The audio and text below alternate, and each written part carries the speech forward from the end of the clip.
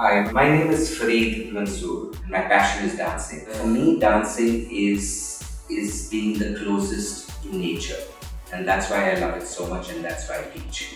I just believe that dancing is it's like a one package thing. When you're upset, when you're sad, angry, you dance. Put on any form of music that you want. Our body produces a hormone which is called the dopamine hormone, which makes us happy, and it's a brilliant exercise from head to toe.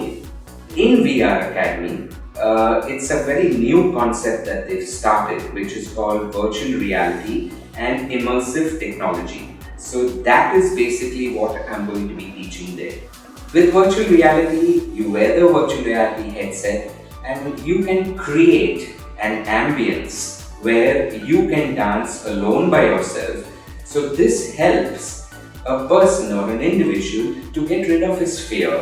It's a good feel factor, gain confidence, and learn that okay, even I can do it.